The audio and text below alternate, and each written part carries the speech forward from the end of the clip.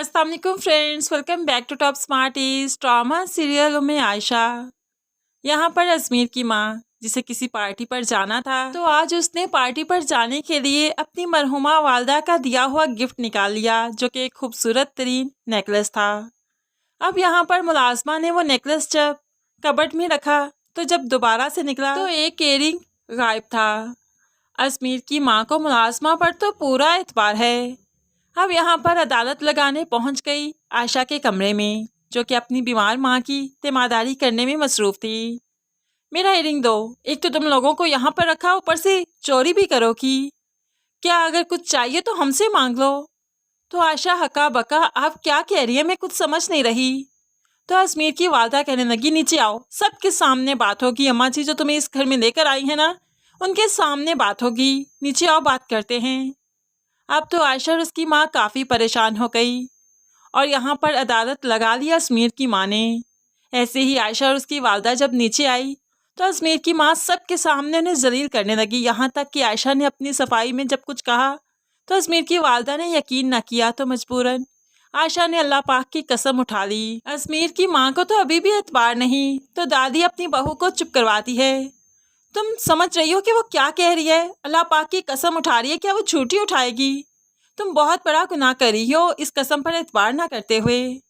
अब यहाँ पर आयशा कुछ और कहती कि अल्लाह पाक ने उस पर मेहरबानी कर दी। इतने में मुलाजमा आई और वो बुंदा उसके हाथ में था। ये लीजिए बेगम जी, आपके कमरे में नीचे ही गिरा हुआ था। अब यहाँ पर जब उसने इयररिंग पकड़ा तो बहुत शर्मिंदा हुई और आयशा ने आसमान की तरफ देखते हुए रब का शुक्र अदा किया कि आज रब ने उसकी इज्जत बचा ली, उसकी लाज रख ली।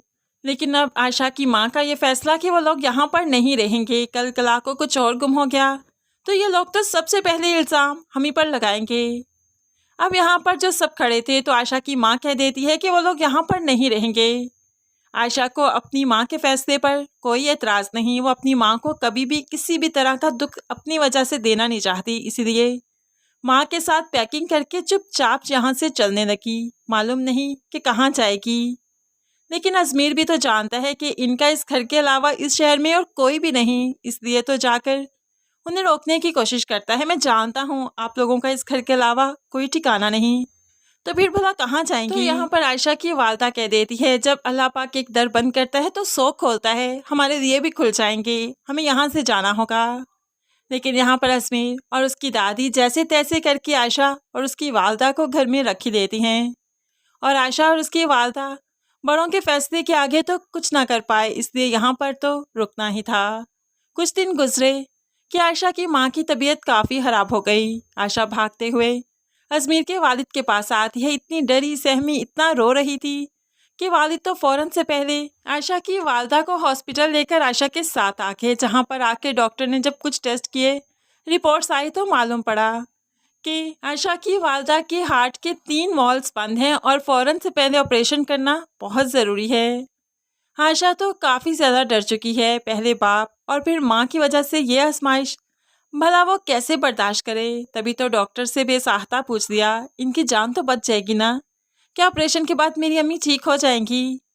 तो डॉक्टर बताती है, मैं कुछ नहीं कह सकती, ज़िंदगी और मौत का फ़ैसला तो अल्लाह पाक करते हैं ना, डॉक्टर तो सिर्फ वसीला होते हैं और मैं वसीला होने का फ़र्ज़ निभाऊंगी, मैं तो सिर्फ इलाज कर सकती हूँ, अब दुआ अल्लाह पाक से कीजिए। अब यहाँ पर आयशा काफ़ी डर चुकी है, क्योंकि एक और रिश्ता खोने की उसमें हिम्मत बाकी नहीं। तभी तो अपने रब से बहुत दुआएं करती है, लेकिन फिर आहिस्ता ही आहिस्ता माँ की तबीयत बिगड़ती गई, यहाँ तक कि इतनी बिगड़ी कि वो इस दुनिया फ़ानी से कूच कर गई। अब तो आयशा बेसहारा हो गई।